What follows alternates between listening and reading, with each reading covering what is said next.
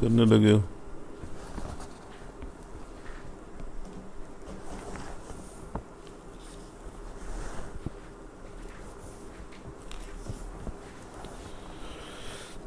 بسم اللہ الرحمن الرحیم۔ السلام علیکم ورحمۃ اللہ وبرکاتہ۔ خواتین و حضرات،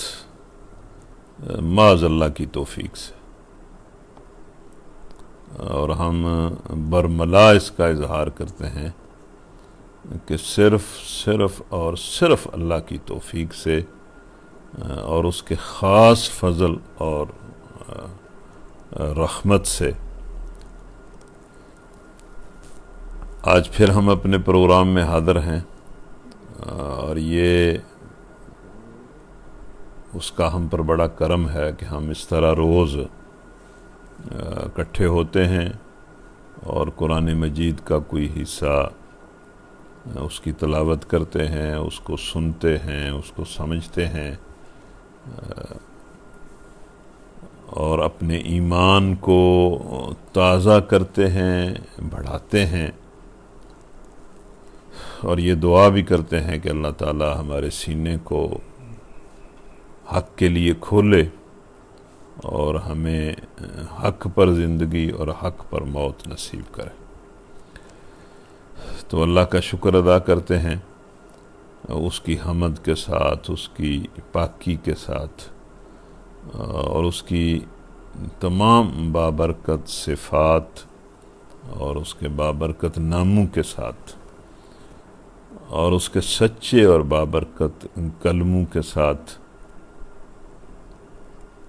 اور پھر حضور نبی کریم صلی اللہ علیہ وسلم پر درود اور سلام کے ساتھ، اور اپنے لیے اور سب اہل ایمان کے لیے اللہ سے گناہوں کی مغفرت اور ہر طرح کے فضل اور رحمت کی دعا کے ساتھ ہم اپنے پروگرام کو شروع کرتے ہیں۔ تو آج ہمارا جو پروگرام ہے یہ سورہ زمر کی کچھ آیتیں ہیں۔ یہ بھی بڑی معروف آیات ہیں۔ تو یہ آیت نمبر 52 سے ہم شروع کر رہے ہیں۔ یہ چند آیتیں ہیں۔ تو یہ کہا جا سکتا ہے کہ آج کا جو ہمارا قرآن کا سبق ہے یہ ہمارے لیے بھی اور ہر انسان کے لیے بھی، میں تو یہ بھی کہوں گا کہ خواہ وہ مسلمان ہے، مخلص مسلمان ہے، اس کے لیے بھی، اور وہ خدا نخواستہ اگر منافق ہے تو اس کے لیے بھی، اور اگر وہ کافر ہے یعنی دین کو نہیں مانتا، نبی صلی اللہ علیہ وسلم نے جن جو خبریں انسانوں کو بتائی ہیں ان کو بھی نہیں مانتا، اور اللہ کی آیات کو، اس کے احکام کو بھی نہیں مانتا، اس کے لیے بھی، یعنی آج کا یہ سبق سارے انسانوں کے لیے بڑا اہمیت کا حامل ہے اور بڑا ضروری ہے۔ تو ویسے تو یہ بات میں روزانہ آپ سے کہتا ہوں کہ بڑے ادب سے، بڑی توجہ سے، بڑی خاموشی سے اور بڑے خشوع سے اور بڑے غور و فکر سے اور بڑے دھیان سے اپنی توجہ کو بھی حاضر کر کے اور اپنی عقل کو بھی حاضر کر کے ہمیں قرآن سننا چاہیے۔ تو پھر اس کا امکان بنتا ہے کہ بندہ اس کو قبول بھی کرتا ہے اور اس پر عمل کرنے کے لیے بھی اس کے اندر آمادگی پیدا ہوتی ہے۔ تو یہ سورہ زمر کی آیت نمبر 51 ہے جہاں سے ہم سبق کا آغاز کر رہے ہیں۔ اعوذ باللہ من الشیطان الرجیم، بسم اللہ الرحمن الرحیم۔ اولم یعلموا ان اللہ یبسط الرزق لمن یشاء ویقدر ان فی ذلک لآیات لقوم یؤمنون۔ یہاں ایک رکوع مکمل ہو رہا ہے اور اس کے آگے پھر دوسرا رکوع شروع ہو رہا ہے۔ وہ دوسرا رکوع ہی ہمارا اصل آج موضوع ہے اور اسی پر ہم بات کرنا چاہتے ہیں، لیکن اس آیت کو میں نے اس لیے پڑھا ہے کہ انسان ساری زندگی ایک چکھڑ میں، ایک ایک مصیبت میں، ایک پریشانی میں اور ایک لالچ میں پڑا رہتا ہے، اور وہ چیز اسے اس طرح اس کی زندگی کو قابو کر کے رکھتی ہے کہ اسے کسی دوسری چیز کا ہوش ہی نہیں ہوتا۔ اور وہ انسان کا یہ شوق، میں زیادہ سے زیادہ رزق کماؤں، زیادہ سے زیادہ مال کماؤں، زیادہ سے زیادہ پیسہ کماؤں، یہ انسان کو بڑا مسئلہ ہے، اور قرآن مجید نے بھی بار بار کہا ہے کہ یہ انسان اسی کے پیچھے پڑا رہتا ہے۔ الہاکم التکاثر حتی زرتم المقابر، کہ یہ جو کثرت حاصل کرنے کی خواہش ہے کہ میں مال و اولاد زیادہ حاصل کروں اور اتنا حاصل کروں کہ دوسروں سے بڑھ جاؤں، یہ چیز اس کو اپنے اندر بڑا مشغول رکھتی ہے، یہاں تک کہ وہ اسی ہی چکر میں پڑا رہتا ہے اور اس کی زندگی کی جو مہلت ہے وہ ختم ہو جاتی ہے اور وہ قبر میں چلا جاتا ہے۔ اور قرآن میں جگہ جگہ مختلف الفاظ کے ساتھ انسان کو یہ کہا گیا ہے کہ بھئی انسان کو اس مال اور دولت کو حاصل کرنے کا اور اکٹھا کرنے کا بڑا شوق ہے، بلکہ نبی صلی اللہ علیہ وسلم نے فرمایا کہ یہ خواہش اس کے اندر اتنی زیادہ ہے کہ اگر اس کو سونے کی ایک وادی دے دی جائے انسان کو تو اس سے بھی اس کا پیٹ نہیں بھرتا اور اس سے بھی یہ سیر نہیں ہوتا، اور خواہش کرتا ہے کہ اسی طرح کی سونے کی ایک اور وادی مجھے دے دی جائے۔ اور پھر نبی صلی اللہ علیہ وسلم نے یہ فرمایا کہ اس کی جو ہرس اور ہوس ہے اس کو تو قبر کی مٹی ہی اس کے پیٹ کو بھرے گی، دولت اس کے پاس جتنی بھی زیادہ ہو یہ اور خواہش کرے گا کہ میرے پاس یہ اور ہو۔ لیکن قرآن مجید میں جگہ جگہ اللہ تعالیٰ فرماتا ہے کہ یہ تمہاری خواہش اپنی جگہ ہے، تمہاری تگ و دو اپنی جگہ ہے، لیکن اس کا فیصلہ تو میں کرتا ہوں، میں جس کو چاہتا ہوں کھلا اور زیادہ رزق دے دیتا ہوں، اور جس کو چاہتا ہوں وہ ضرورت کے مطابق نپا تلا دے دیتا ہوں۔ یہ بات قرآن مجید میں اللہ تعالیٰ بار بار کرتا ہے، اور یہ ظاہر بات ہے کہ ویسے بھی مختلف انسانوں کے مختلف حالات ہوتے ہیں، اور انہی حالات کے اندر انہیں رزق ملتا ہے، کسی کو تھوڑا کسی کو زیادہ ملتا ہے۔ تو یہ بات اللہ تعالیٰ اس لیے کرتا ہے کہ جس بڑے مقصد کے لیے ہم نے تمہیں پیدا کیا ہے، اپنی بندگی کے لیے، عبادت کے لیے، نیک عمل کے لیے، اور جہنم سے بچنے کی کوشش کرنے کے لیے اور جنت حاصل کرنے کے لیے، اس طرف دھیان کرو، تم اس کے پیچھے لگے ہوئے ہو، حالانکہ اس کا فیصلہ تو میں نے کرنا ہے، اور تم نے اس کو بڑی چیز سمجھا ہوا ہے، حالانکہ ہمارے نزدیک یہ بھی آزمائش ہے، اور ہم کسی کو زیادہ دے کر آزماتے ہیں، کسی کو تھوڑا دے کر آزماتے ہیں، اور پھر یہ بھی تم دیکھتے ہو کہ بڑے میرے نافرمان بندے ہوتے ہیں، میں ان کو زیادہ دے دیتا ہوں، اور میرے کئی بڑے متقی بندے ہوتے ہیں، ان کو میں تھوڑا دے دیتا ہوں، اور پھر کئی متقی اور نیک ہوتے ہیں جن کو میں بہت زیادہ دے دیتا ہوں، اور کئی فاسق و فاجر ہوتے ہیں جنہیں میں بالکل محروم کر دیتا ہوں، نہیں دیتا۔ تو اپنی طرف سے تم حلال اور جائز رزق کمانے کی کوشش کرو، اور اس کے اندر اتنے مشغول اور مگن نہ ہو جاؤ کہ زندگی کا جو اصل مقصد ہے اس کو برباد کر لو اور اسی کو اپنا شوق بنائے رکھو۔ تو یہ بات اللہ تعالیٰ نے قرآن مجید میں بار بار سمجھائی ہے۔ اور پھر یہ جو بات ہے اس طرح کی آیتوں کے بھی الفاظ مطلب یہی ہیں کہ اللہ جس کو چاہتا ہے زیادہ دے دیتا ہے، جس کو چاہتا ہے تھوڑا دے دیتا ہے، یہ کو بہت زیادہ اس پر توجہ دینے کی ضرورت نہیں ہے۔ اور پھر وہ جو حدیث ہے وہ تو بڑی عجیب حدیث ہے کہ نبی صلی اللہ علیہ وسلم نے فرمایا کہ بھئی اگر اللہ تعالیٰ کے ہاں اس دنیا کے مال اور دولت کی کچھ بھی حیثیت ہوتی، فی نفس یہ کوئی بڑی چیز ہوتی، کچھ بھی حیثیت ہوتی، تو وہ تو کسی کافر کو پانی کا گھونٹ بھی نہ دیتا۔ مطلب اللہ کے ہاں یہ ایک آزمائش ہے اور آزمائش کا سلسلہ ہے، اور وہ کہتا ہے کہ میں تو یہ کافروں کو بھی دیتا ہوں، منافقوں کو بھی دیتا ہوں، مسلمانوں کو بھی دیتا ہوں، نیک لوگوں کو بھی دیتا ہوں، برے لوگوں کو بھی دیتا ہوں، یہ سامان زندگی میں نے تقسیم کرنا ہے، میری اپنی حکمت ہے، میں لوگوں کو جانتا ہوں کہ کس کو کتنا دینا ہے۔ اس کے بارے میں زیادہ متفکر ہو کر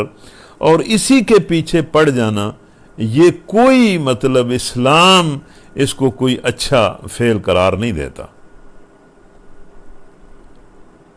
اللہ نے جو دین انسانوں کے لیے پسند کیا ہے اس میں تو کسی اور چیز کی اہمیت زیادہ ہے، اور اس میں تو اہمیت اسی بات کی زیادہ ہے کہ بھئی اللہ تعالیٰ کی بندگی کرو، عبادت کرو، اس کے راستے میں جد و جہد کرو، نیک اعمال کرو، اور اپنے آپ کو اللہ کی سزا سے، عذاب سے، جہنم سے بچانے کی فکر کرو، اور اس کا انعام اور اس کی جنت حاصل کرنے کی فکر کرو، اس پر اپنی زندگی کو لگاؤ۔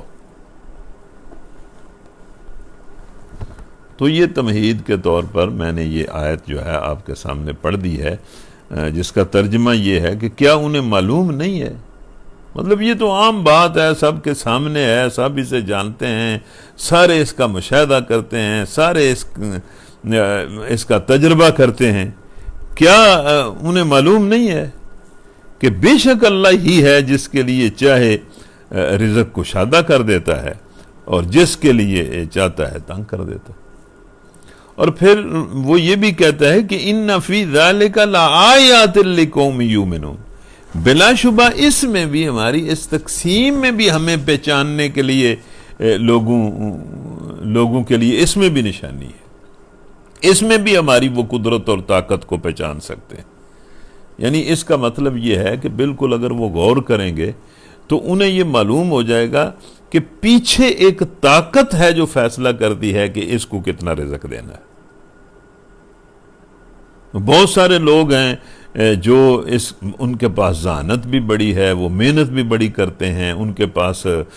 دنائی بھی بڑی ہے، لیکن وہ ساری زندگی ٹکریں مارتے ہیں، لیکن انہیں رزق اس طرح کھلا نہیں ملتا۔ کئی لوگ اتنے ذہین بھی نہیں ہوتے، سمجھدار بھی نہیں ہوتے، پڑھے لکھے بھی نہیں ہوتے، اور اللہ تعالیٰ انہیں بے حساب رزق دے دیتا ہے۔ تو اس میں بھی مطلب اللہ کہتا ہے کہ اس تقسیم پر بھی آپ غور کریں گے تو آپ کو یہ اندازہ ہو جائے گا کہ پیچھے ایک طاقت ہے جو تقسیم کرتی ہے۔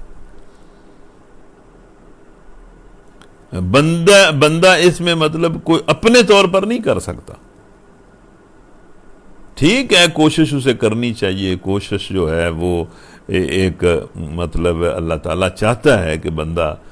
رزق تلاش کرنے کے لیے واجبی کوشش کرے، جائز کوشش کرے، اپنے حالات کے مطابق کوشش کرے۔ باقی تقسیم کا اختیار بالکل اللہ کے پاس ہے، اور اس تقسیم میں بھی ہم اللہ کو پہچان سکتے ہیں، اس تقسیم میں بھی اللہ ہمیں نظر آئے گا۔ اس کے بعد پھر اگلی آیات ہیں جو آج ہمارا مطلب اصل سبق ہیں۔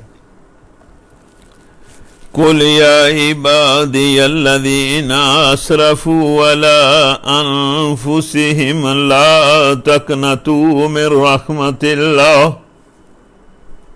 إن الله يغفر الذنوب جميعا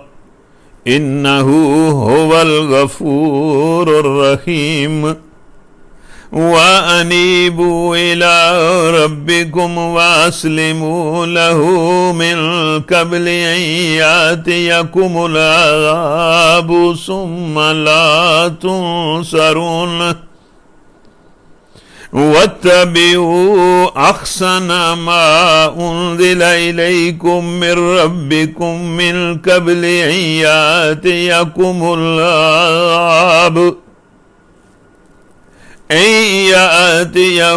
العذاب بغتة وأنتم لا تشعرون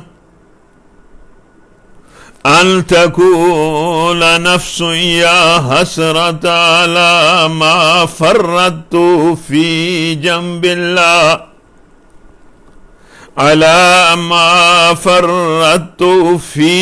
جنب الله وإن كنت لمن الساخرين أو تقول لو أن الله هداني لكنت من المتقين أو تقول حين ترى العذاب لو أن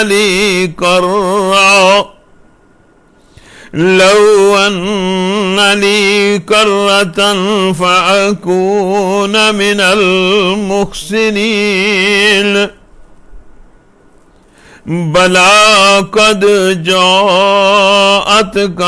آياتي فكذبت بها واستكبرت وكنت من الكافرين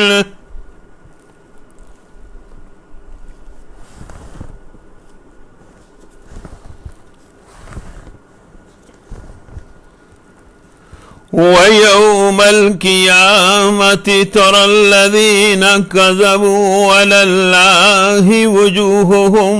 مسودة أليس في جهنم مثوى للمتكبرين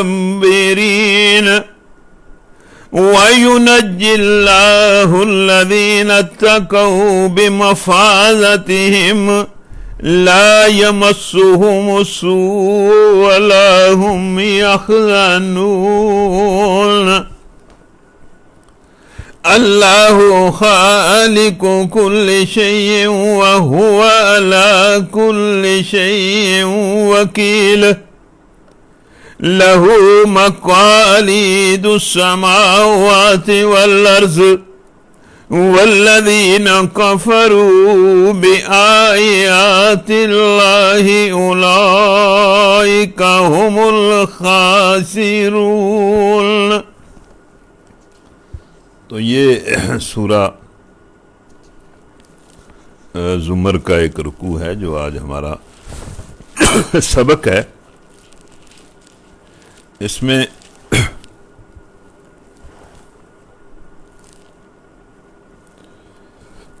جس بات کی دعوت اللہ تعالیٰ نے اپنے بندوں کو دی ہے اس کی دعوت اللہ تعالیٰ نے قرآن مجید میں بار بار لوگوں کو دی ہے. یعنی پورا قرآن جو ہے وہ اس سے بھرا پڑا ہے کہ لوگوں اللہ کی طرف پلٹو, اس کی طرف مطلب توبہ کرو, اس کی طرف پلٹو اور اس سے معافی مانگو. یہ اس آیت کے بارے میں یہ کہا جاتا ہے کہ یہ آیت جو ہے یہ قرآن مجید کی وہ آیت ہے جو سارے انسانوں کے لیے اس میں بڑی فرحت ہے اور خوشی ہے. اللہ نے سب انسانوں کے لیے اس چانس کو, اس موقع کو اوپن کیا ہے کہ میرا کوئی بندہ اگر کفر کے اندر مبتلا ہے، نفاق کے اندر مبتلا ہے، فسق و فجور کے اندر مبتلا ہے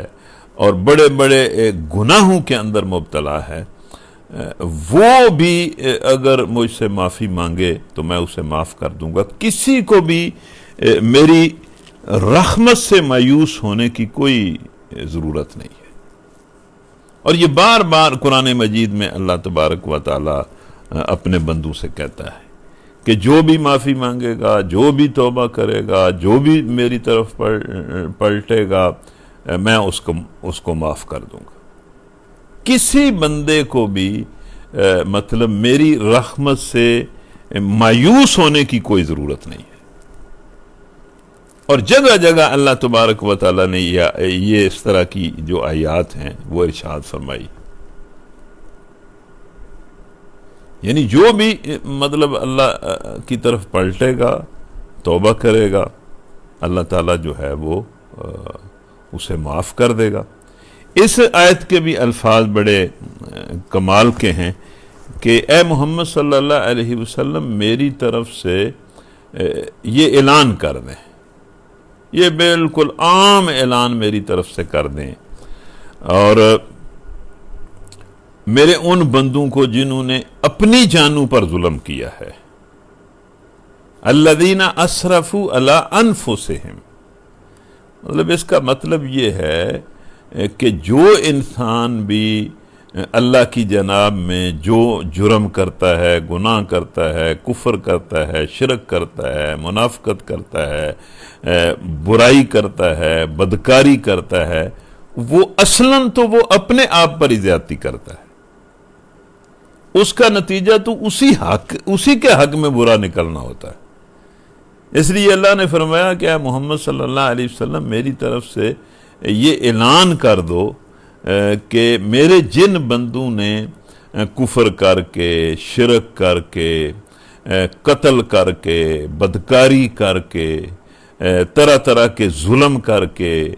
طرح طرح کے گناہ کر کے اپنے آپ پر ظلم اور زیادتی کی ہے، اپنے نفس کو عذاب کے لیے اور مصیبت کے لیے تیار کیا ہے، اپنا نقصان کیا ہے، ان کو یہ کہو کہ لا تقنطوا من رحمت اللہ، کہ اللہ کی رحمت سے مایوس ہونے کی کوئی ضرورت نہیں۔ یہ شاید اس وجہ سے بھی اللہ تعالیٰ نے ارشاد فرمایا کہ مکے کے لوگ نبی صلی اللہ علیہ وسلم جب تشریف لائے تو مکے کے لوگ تو مطلب انتہائی بڑے بڑے گناہوں کے اندر مبتلا تھے، شرک کے اندر بھی مبتلا تھے، قتل و غارت گری کے اندر بڑے مبتلا تھے، بدکاری کے اندر بڑے مبتلا تھے، مطلب کمزور اور لوگوں پر ظلم کے اندر بڑے مبتلا تھے،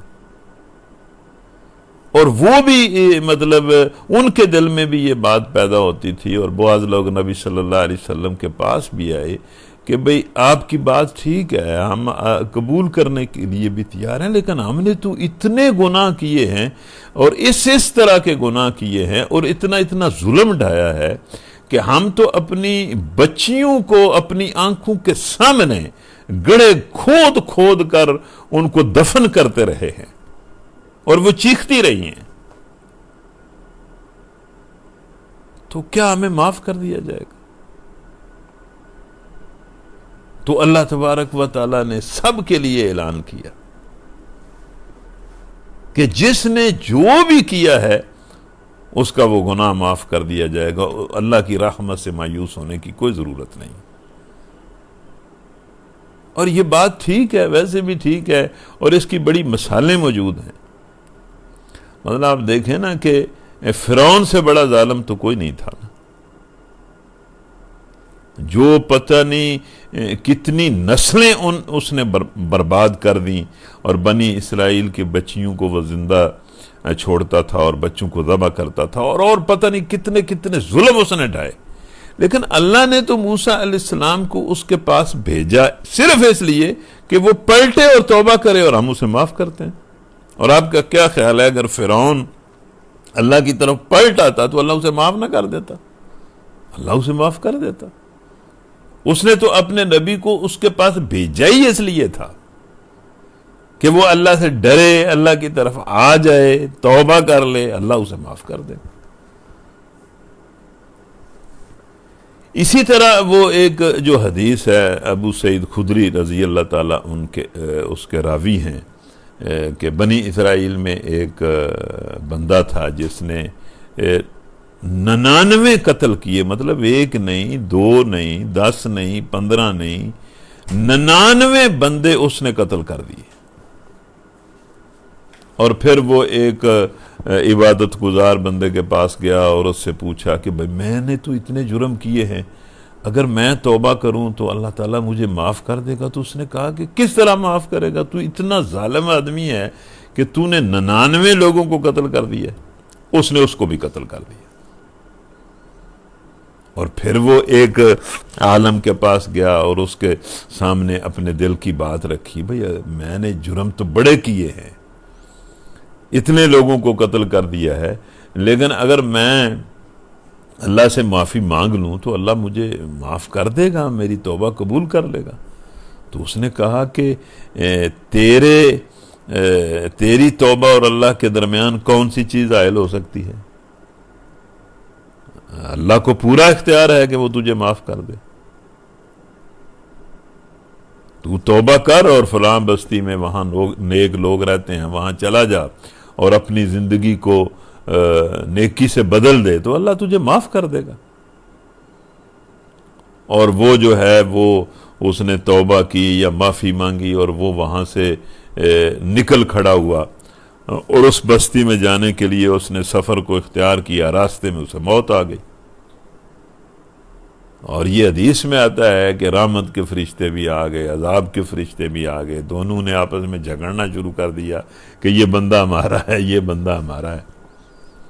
تو اللہ تعالیٰ نے فرمایا کہ اس زمین کو ناپو، مطلب جہاں سے یہ آ رہا ہے اس کو بھی ناپو اور جہاں سے جس طرف یہ جا رہا ہے اس کو بھی ناپو۔ تو جو فاصلہ مطلب کم ہوگا یہ اس کا بندہ ہے، اگر جہاں سے آیا ہے وہ فاصلہ ابھی تھوڑا ہے، اگلے والا فاصلہ زیادہ ہے، تو اس کو پھر عذاب کے فرشتے لے جائیں۔ اور اگر اگلا فاصلہ جو ہے وہ تھوڑا رہ گیا ہے، اور حدیث میں تو الفاظ یہ ہیں کہ جب وہ مر رہا تھا اس کی سانس اکھڑ رہی تھی، تو وہ مطلب جس طرف جا رہا تھا اپنے سینے کو گھسیٹ گھسیٹ کے اس طرف سفر طے کر رہا تھا، مطلب اس طرف اپنی گردن اور سینے کو کھینچ رہا تھا اس طرف۔ تو جگہ جو اس کی بستی میں جس میں جانا چاہتا تھا وہ جگہ ناپی گئی اور وہ جگہ تھوڑی رہ گئی تھی، زیادہ اس نے سفر طے کر لیا تھا۔ پھر حدیث میں تو یہ بھی آتا ہے کہ اللہ نے حکم دے دیا زمین کو کہ زمین سکڑ جائے، اور اللہ نے اس کو معاف کر دی۔ تو اس سے بڑی کیا بات ہو سکتی ہے کہ ایک بندے نے اتنے قتل کیے ہیں اور وہ توبہ کر کے اور اپنی توبہ کے مطابق زندگی گزارنے کے لیے وہ جا رہا ہے اور وہاں اس کی موت آ جاتی ہے، اس نے کوئی ابھی نیکی نہیں کی، کوئی ابھی اس طرح کا کام نہیں کیا، صرف اس نے توبہ کی ہے اور سچی توبہ کی ہے، اور اپنی بستی کو چھوڑ کر وہ اس بستی کی طرف جا رہا ہے جس کے بارے میں کسی نے اسے بتایا ہے کہ وہ نیک لوگوں کی بستی ہے، اس کو بھی اللہ نے معاف کر دیا۔ پھر ایک واقعہ مجھے تاریخ کا بڑا عجیب لگتا ہے کہ یہ بالکل صحیح اور سچی اور 2 + 2 4 کی بات ہے کہ اللہ تعالیٰ کے ہاں اس بات کی کوئی حیثیت ہی نہیں ہے کہ کسی نے کتنے گناہ کیے ہیں اور کس کس طرح کے کیے ہیں۔ اس کے ہاں جو اہمیت ہے وہ صرف توبہ کی ہے کہ جس نے توبہ کی ہے کس طرح کی ہے، سچے دل سے کی۔ یہاں اس آیت میں بھی اللہ کہتا ہے کہ لا تقنطوا من رحمت اللہ ان اللہ یغفر الذنوب جميعا، اللہ سارے کے سارے گناہ معاف کر دیتا ہے۔ انہ هو الغفور الرحیم، وہ ہے ہی معاف کرنے والا اور رحم کرنے والا۔ تو ایک تاریخ کا واقعہ بڑا عجیب لگتا ہے کہ جنگ احد ہوتی ہے،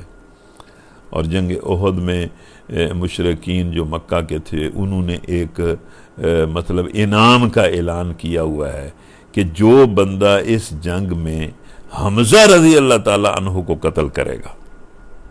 اسے ہم اتنا انعام دیں گے، اگر وہ غلام ہوگا تو اسے آزاد کر دیا جائے گا۔ تو وہ وحشی بن حرب جو ایک غلام ہے وہ کہتا ہے کہ میری تو کوئی غرض ہی نہیں تھی جنگ میں شریک ہونے کی، میں تو ان کے اس انعام کے لالچ میں جنگ میں شریک ہوا، میرا ایک ہی ہدف تھا، ایک ہی نشانہ تھا، ایک ہی مقصد تھا کہ میں نے حمزہ رضی اللہ تعالیٰ عنہ کو قتل کرنا ہے،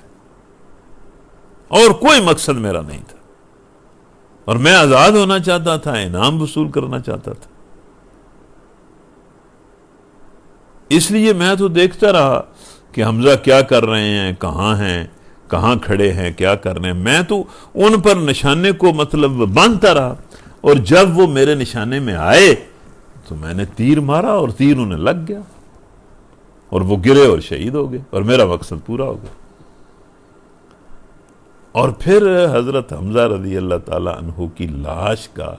مسئلہ کیا گیا اور ہندا نے ان کا مطلب جگر جو ہے وہ نکال کر چبایا، ان کی لاش کو خراب کیا گیا۔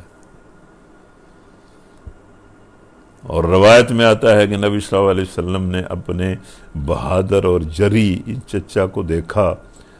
تو چیخ نکل گئی، آنسو آ گئے، اور لاش کو دیکھ کر کہنے لگے کہ اگر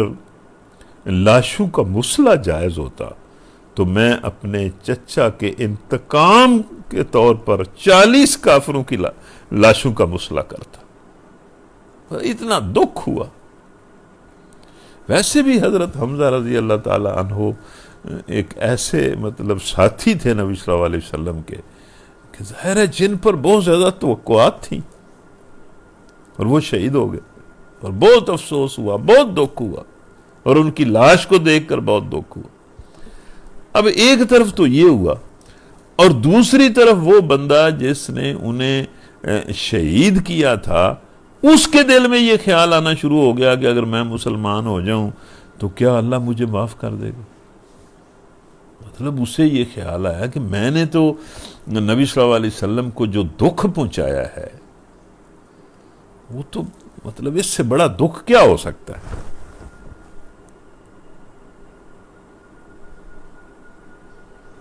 تو وہ لوگوں سے پوچھتا پھرتا ہے، اس سے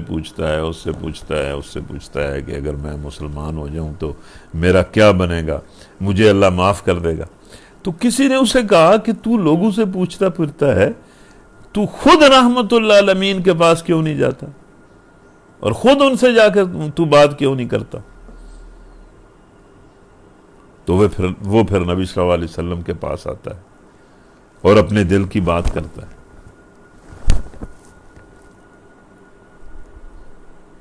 تو نبی صلی اللہ علیہ وسلم نے فرمایا کہ کیوں نہیں، تو ایمان لائے گا تو اللہ تعالیٰ تجھے معاف کر دے گا، بلکہ تو مطلب رضی اللہ تعالیٰ عنہ ہو جائے گا۔ تو وہ ایمان لایا، اور پھر اللہ تبارک و تعالیٰ نے اس کے ہاتھ سے مسیلمہ کذاب کو قتل کروایا۔ تو یہ بڑی مطلب عجیب بات ہے کہ اللہ تعالیٰ کے دروازے جو رحمت کے ہیں اور توبہ کے ہیں وہ اتنے وسیع دروازے ہیں کہ ان دونوں دروازوں میں ہر کوئی داخل ہو سکتا ہے، اور ان دروازوں کے اندر کوئی تنگی نہیں ہے، توبہ کے دروازے کے اندر اور اس کی رحمت کے دروازے کے اندر۔ یہ بڑے وسیع دروازے۔ تو اسی طرح کی بے شمار اور مثالیں جو ہیں وہ ہو سکتی ہیں۔ اس لیے اللہ تعالیٰ نے اس آیت میں کہا کہ اے محمد صلی اللہ علیہ وسلم میرے ان بندوں کو جنہوں نے کسی بھی قسم کا مطلب گناہ کیا ہے، کفر ہے، شرک ہے، مطلب قتل ہے، بدکاری ہے، کوئی اور ہے، ان کو یہ کہہ دیں کہ وہ اللہ کی رحمت سے مایوس نہ ہوں، اللہ تعالیٰ سارے گناہ معاف کر دیتا ہے، اور وہ ہے ہی معاف کرنے والا اور رحم کرنے والا۔ تو اس آیت کو پڑھ کر مطلب فائدہ تو تب ہے نا کہ اس آیت کو پڑھ کر ہمارے دلوں کے اندر یہ جذبہ پیدا ہو کہ ہم اللہ کی طرف پلٹتے ہیں اور ہم اس کے دامن رحمت میں آتے ہیں اور ہم اس سے معافی مانگتے ہیں. وہ سارے گناہ معاف کرنے والا ہے. اس کے بعد اگلی بات یہ ہے کہ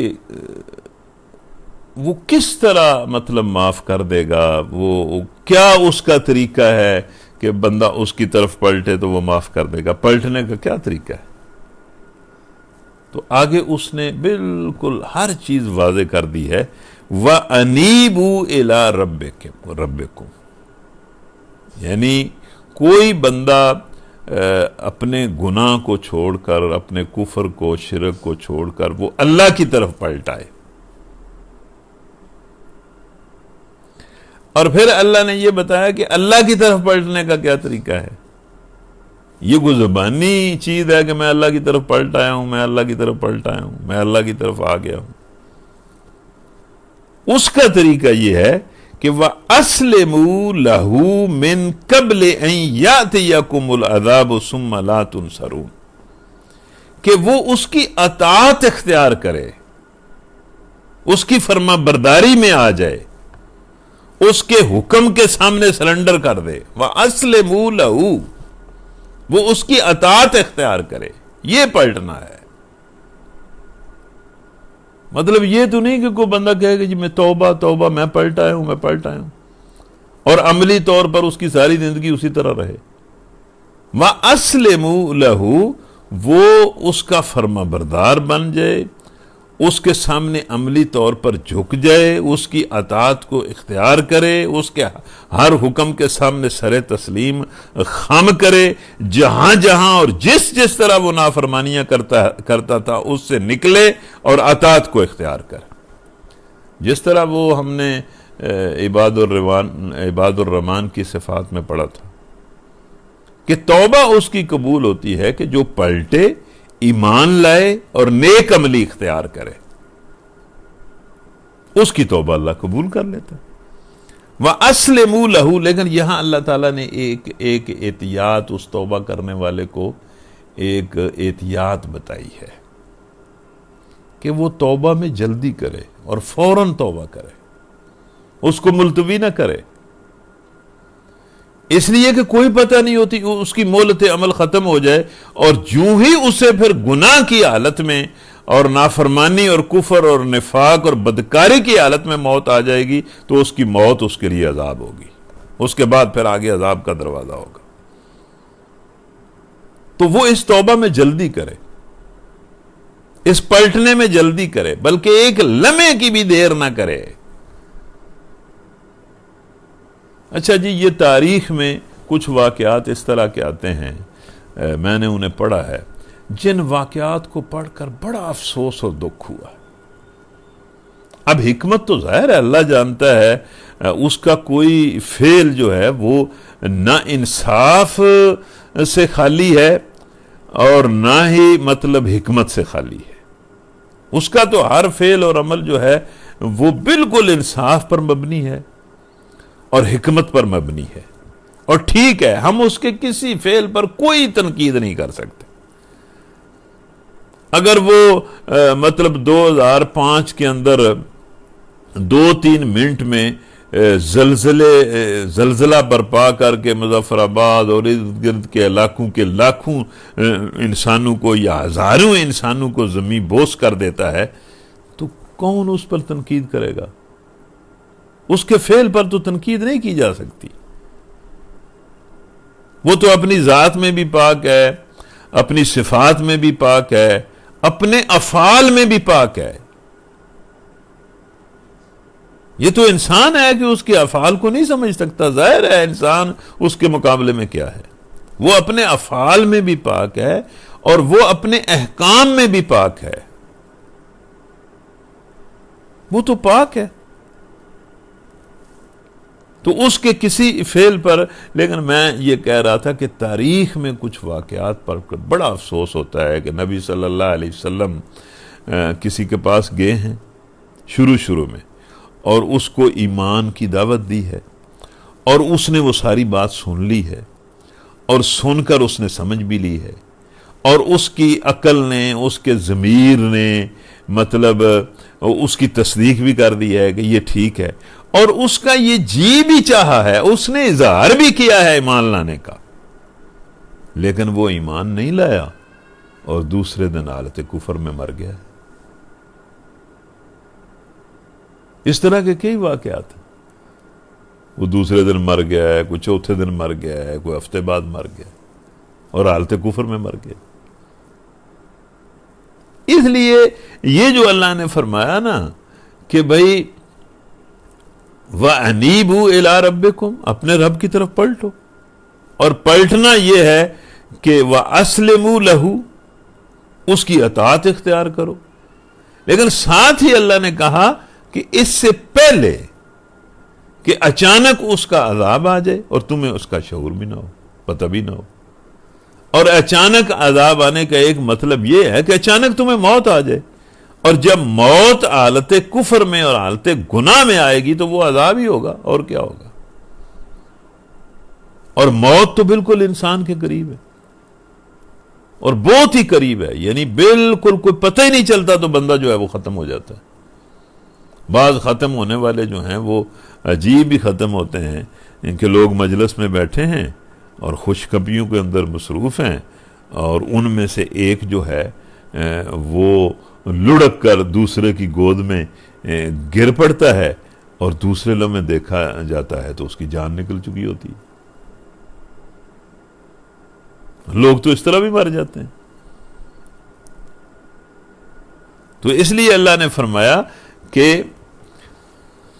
کسی کو مایوس ہونے کی ضرورت نہیں ہے، ہر کوئی میری طرف آ سکتا ہے اور میں ہر کسی کے سارے گناہ معاف کر سکتا ہوں، لیکن اس کی شرط یہ ہے کہ وہ میری طرف پلٹے اور میری اطاعت اختیار کرے اور جلدی پلٹے، اس میں دیر نہ کرے۔ اس کے بعد اللہ نے دیکھے کیا فرمایا ہے کہ اس کی اطاعت اختیار کرنے کا کیا مطلب ہے، یا کس طرح کوئی اس کی اطاعت اختیار کرے۔ دیکھیں نا، قرآن مجید اسی لیے کہتے ہیں کہ یہ بڑا بے مثال کلام ہے، بڑی سادگی سے اسے پڑھیں تو بڑے عجیب طریقے سے اپنی بات کی وضاحت کرتا ہے کہ پہلے کہا کہ پلٹاؤ اپنے رب کی طرف، پھر یہ بتایا کہ پلٹنے کا مطلب یہ ہے کہ اس کی اطاعت اختیار کرو، پھر آگے بتایا کہ اس کی اطاعت تم نے کس طرح اختیار کرنی ہے۔ وَاتَّبِعُوا أَحْسَنَ مَا أُنزِلَ إِلَيْكُم مِّن رَّبِّكُمْ، جو احسن تعلیمات اس نے قرآن کی شکل میں اور نبی صلی اللہ علیہ وسلم کی شکل میں، جو احسن انتہائی شاندار تعلیمات اور احکام اس نے نازل کیے ہیں، ان کی اتباع کرو، ان کی پیروی اختیار کرو، یہ اس کی اطاعت ہے۔ مطلب بالکل جو اس نے، یعنی احسن کا لفظ اللہ نے استعمال کیا کہ احسن ما انزل الیکم من ربکم، جو مطلب انتہائی بہترین احکام اور بہترین تعلیمات اور بہترین ضابطہ حیات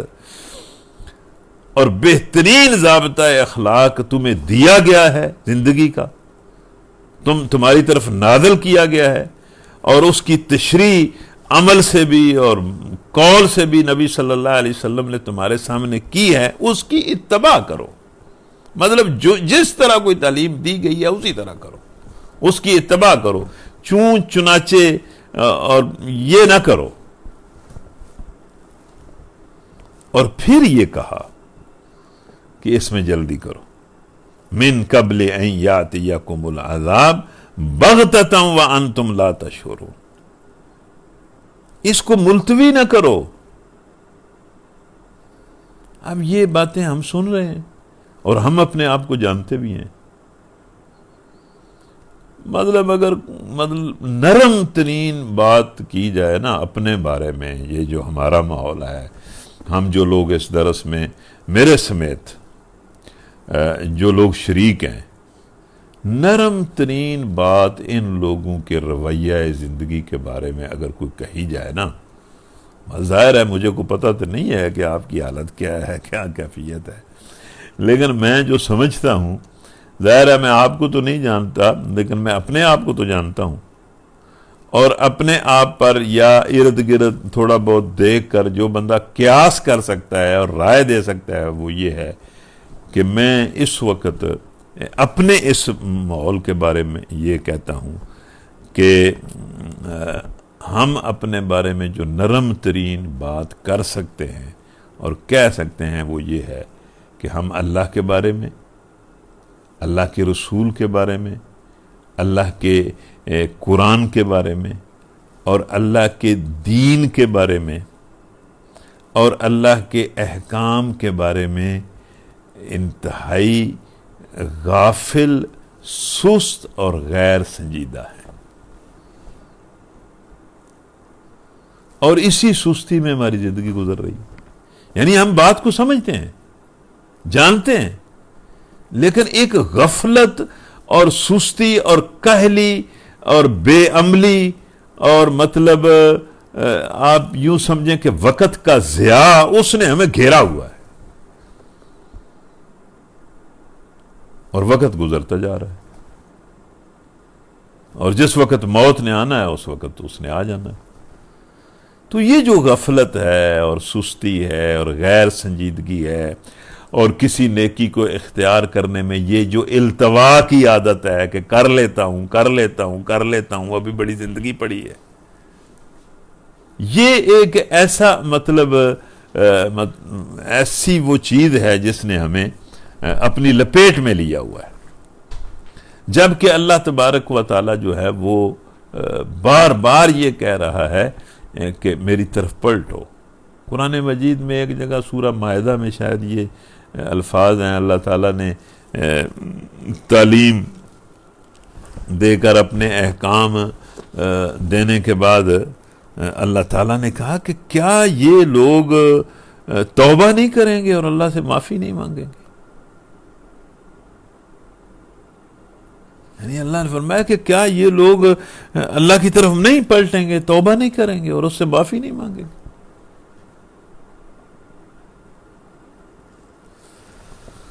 تو یہ اللہ نے بڑے خوبصورت انداز میں فرمایا کہ کسی کو میری رحمت سے مایوس ہونے کی کوئی ضرورت نہیں ہے، میں سارے گناہ معاف کر دیتا ہوں، اور میں مطلب اللہ کہتا ہے کہ میری ذات معاف کرنے والی اور رحم کرنے والی ہے، لیکن پلٹو، اور پلٹنے کا مطلب یہ ہے کہ اس کی اطاعت اختیار کرو، اور اطاعت اختیار کرنے کا مطلب یہ ہے کہ جو کچھ اس نے نازل کیا ہے تمہارے لیے، جو حکم، اس کی اتباع کرو۔ اس کے بعد پھر اللہ نے فرمایا کہ اگر میری اس مطلب پیشکش سے، جو بڑی اوپن پیشکش ہے اور ہر کسی کے لیے ہے، اس سے فائدہ نہ اٹھایا، اس گولڈن چانس کو تم نے ضائع کر دیا، مجھ سے معافی مانگنے اور میری رحمت میں ہمیشہ کے لیے داخل ہونے کے اس گولڈن چانس، اس سنہری موقع سے تم نے فائدہ نہ اٹھایا، تو پھر وہ وقت آ جائے گا جس میں حسرت ہی حسرت ہوگی۔ پھر تم اپنی اس یعنی کفر اور اپنے اس شرک اور اپنی اس بدکاری اور اپنے اس گناہ کے انجام کو پہنچ جاؤ گے، اور سوائے حسرت کے کچھ بھی نہیں ہوگا، پھر اس سے بچت کی کوئی راہ نہیں ہوگی۔ حسرت اس کیفیت کو کہتے ہیں کہ جب کوئی بندہ اپنے عمل کی سزا کو اپنے سامنے دیکھتا ہے، اس کے برے انجام کو دیکھتا ہے اور دیکھ رہا ہوتا ہے کہ یہ انجام اب مجھے بھگتنا پڑنا ہے، تو پھر وہ اس کی یہ کیفیت ہوتی ہے کہ کاش میں یہ نہ کرتا، اور کاش مجھ سے یہ نہ ہوتا، اور کاش میں کسی سمجھانے والے کی سمجھ جاتا، اور کاش میں مجھ سے یہ کام سرزد نہ ہوتا۔ پھر وہ کاش تو کر سکتا ہے لیکن اس انجام سے بچ نہیں سکتا۔ اس کو حسرت کہتے ہیں کہ بندہ افسوس کرے لیکن اس وقت اس کے لیے یہ موقع نہ ہو کہ وہ اس کے انجام سے بھی بچ سکتا ہو. اس لیے اللہ فرماتا ہے ان تکون نفس یا حسرت علی ما فرطت فی جنب اللہ وَإِن كُنْتُ لَمِنَ السَّاخِرِينَ أَوْ تَقُولَ لَوْ أَنَّ اللَّهَ هَدَانِي لَكُنْتُ مِنَ الْمُتَّقِينَ أَوْ تَقُولَ حِينَ تَرَى الْعَذَابَ لَوْ أَنَّ لِي كَرَّةً فَأَكُونَ مِنَ الْمُحْسِنِينَ. ایسا نہ ہو کہ کوئی شخص پھر کہے کہ آئے افسوس اس پر کہ جو میں نے اللہ کے حق میں اطاعت میں کوتاہی کی، اور بلا شبہ میں تو مذاق اڑاتا رہا. اور بہت سارے لوگ تو ساری زندگی اس حق کا مذاق اڑاتے رہتے ہیں. حالانکہ حق کا مذاق اڑانا یہ اتنا برا فعل ہے کہ اللہ تبارک و تعالیٰ نے کہا ہے کہ جہاں حق کا مذاق اڑایا جاتا ہو نا کہ وہاں بیٹھے بھی نہ اٹھتے ہیں وہاں سے. لیکن لوگ مذاق اڑاتے رہتے ہیں. حتیٰ کہ لوگ تو اللہ کی ذات کے بارے میں، رسول کی ذات کے بارے میں، دین کے بارے میں، دین کی تعلیمات کے بارے میں عجیب باتیں کرتے رہتے ہیں، اور انہیں کوئی احساس نہیں ہوتا کہ ہم کیا کر رہے ہیں. یا پھر وہ یہ کہے کہ بے شک اللہ مجھے ہدایت دیتا تو میں بھی ضرور متقیوں میں شامل ہو جاتا. مطلب یہ کہ کاش مجھے یہ ہدایت ملتی اور میں نیک لوگوں میں ہوتا. یا وہ اس وقت عذاب دیکھے تو یہ کہے کاش مجھے ایک مرتبہ دوبارہ لٹا دیا جائے تو میں نیک لوگوں میں شامل ہو جاؤں. ان ساری حسرتوں کا جواب اللہ یہ دے گا. اچھا جی، کتنے سادہ الفاظ ہیں، کتنے کلیئر الفاظ ہیں. ان ساری حسرتوں کا جواب اللہ یہ دے گا بلا قد جاءتک آیاتی فکذبت بها واستکبرت وکنت من الکافرین. اللہ فرمائے گا کیوں نہیں بھائی، تیرے پاس میری آیات آئیں، تو نے انہیں جھٹلایا، تو نے تکبر کیا، تو کافروں میں سے بن کر رہا، حتیٰ کہ یہ پیشکش بھی تیرے سامنے آئی، لیکن تو تکبر میں اور غفلت میں اور مذاق میں اور جھٹلانے میں اور انکار میں اور نافرمانی میں پڑا رہا اور اپنی ساری زندگی کو اس میں گل کر دیا. اور اس کے بعد پھر قرآن کہتا ہے کہ وَيَوْمَ الْقِيَامَةِ، قیامت کا دن جس نے آنا ہے، تَرَى الَّذِينَ كَذَبُوا عَلَى اللَّهِ وُجُوهُهُمْ مُسْوَدَّةٌ، جنہوں نے اللہ تعالیٰ کے احکام کو جھوٹا سمجھا اور وہ افترا کرتے رہے اللہ تعالیٰ کے احکام کے بارے میں کہ یہ کچھ بھی نہیں ہے، ان کے منہ اس دن سیاہ ہو جائیں گے. الیس فی جہنم مثوی للمتکبرین، کیا تکبر کرنے، تکبر سے یہاں مراد اللہ کی نافرمانی ہے. اللہ کی نافرمانی بہت بڑا تکبر ہے. مطلب اللہ کے مقابلے میں اللہ کا حکم نہ ماننا، اس سے بڑا کیا تکبر ہو سکتا ہے. تو کیا تکبر کرنے والوں کا ٹھکانہ جہنم میں نہیں ہے؟ مطلب ان کے لیے تو یہی جہنم ہی ہے. وَيُنَجِّ اللَّهُ الَّذِينَ اتَّقَوْا بِمَفَازَتِهِمْ لَا يَمَسُّهُمُ السُّوءُ وَلَا هُمْ يَحْزَنُونَ. اور جن لوگوں نے تقوی اختیار کیا، اللہ انہیں ان کی کامیابی کے سبب نجات، مطلب ان کے ایسے اعمال ہوں گے جو کامیابی کا سبب بنیں گے، ویسے کامیابی نہیں ملے گی. ان کے پاس کامیابی کے اسباب ہوں گے، مطلب نیک اعمال ہوں گے، اللہ کے راستے میں گزاری ہوئی زندگی ہوگی، ان کے سبب وہ معاف کر دیے جائیں گے، انہیں کوئی تکلیف نہیں پہنچے گی اور وہ غمگین بھی نہیں ہوں گے. اس کے بعد اگلی آیت ہے کہ اللہ خالق کل شیء، اللہ ہر چیز کا خالق ہے۔ مطلب یہ بات ایک بہت بڑی بات ہے جو اللہ بار بار سمجھاتا ہے کہ اللہ تعالیٰ ہر چیز کو اس نے بنایا ہے، اس نے تخلیق کیا، یہ سارا سلسلہ اس کا ہے۔ اللہ خالق کل شیء، ہر چیز کا خالق ہے۔ وَهُوَ عَلَى كُلِّ شَيْءٍ وَكِيلٌ، اور وہ ہر چیز پر ہر وقت نگہبان ہے، دیکھ رہا ہے، اس کا فیصلہ کر رہا ہے۔ وہ پچھلے دنوں میں مطلب نماز کے لیے، فجر کی نماز کے لیے گھر سے نکلا تو وہ پڑوسیوں کا ڈرائیور جو ہے وہ بھی نماز پڑھتا ہے، وہ میرے ساتھ ہو گیا، تو ایسے ہی باتیں مطلب ہم کر رہے تھے، تو وہ مجھے غریب آدمی، ان پڑھ آدمی کہتا ہے سر جی یہ اللہ کی بڑی شان ہے، اللہ تعالیٰ کی اتنی شان ہے کہ ہر چیز پر اس کی آنکھ بھی ہے اور اس کا ہاتھ بھی ہے۔ یعنی اس نے ایسی بات کی کہ ہر چیز کا وہ خالق بھی ہے اور ہر چیز پر اس کا ہاتھ ہے، یعنی ہر چیز اس کے دست قدرت میں ہے، اس کی نگہبانی اور نگرانی میں ہے، اور ہر چیز پر اس کی آنکھ بھی ہے، اس کو دیکھ بھی رہا ہے، علم میں بھی ہے۔ تو اس نے بڑی عجیب بات کی، وہ کہنے لگا کہ سر جی اللہ تعالیٰ کی بڑی شان ہے، ہر چیز پر اس کی آنکھ بھی ہے اور اس کا ہاتھ بھی، اور بالکل ہر چیز پر اس کی آنکھ بھی ہے اور ہاتھ بھی، وہ ہر چیز کا وکیل ہے۔ اس کے بعد آخری آیت ہے لَهُ مَقَالِيدُ السَّمَاوَاتِ وَالْأَرْضِ وَالَّذِينَ كَفَرُوا بِآيَاتِ اللَّهِ أُولَئِكَ هُمُ الْخَاسِرُونَ، اور جن لوگوں نے اللہ کی آیات کا انکار کیا وہی لوگ خسارہ اٹھانے والے ہیں، اور اسی کے پاس آسمانوں اور زمین کے خزانوں کی چابیاں ہیں، سارے خزانے اس کے پاس۔ اب جب خزانے کی بات آتی ہے تو میں سوچ رہا تھا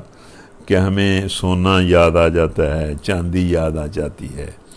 کرنسی یاد آ جاتی ہے، یا اور جو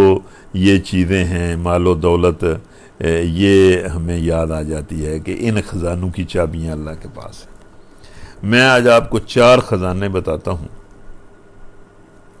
اور ان کی چابیاں اللہ کے ہاتھ میں ہیں، اللہ سے وہ 4 خزانے مانگا کریں۔ مطلب یہ آخری ایک تحفے کے طور پر میں سمجھتا ہوں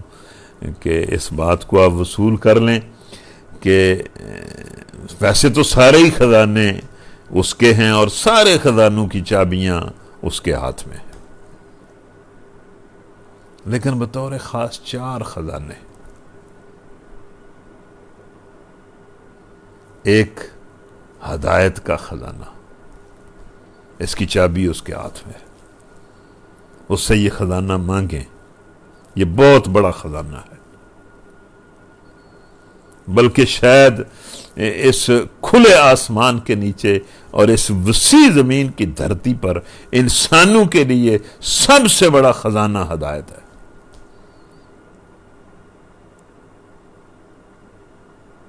تو یہ خزانہ اس کے پاس ہے۔ یا اللہ ہمیں یہ خزانہ عطا کر، ہمیں ہدایت عطا فرما۔ اور اس کے بعد دوسرا خزانہ، امن، عافیت، سلامتی، آزادی اور غنا۔ یہ میں نے 4-5 لفظ بولے ہیں، یہ خزانہ بھی اسی کے پاس ہے، اور ہم اللہ سے مانگتے ہیں کہ یا اللہ ہمیں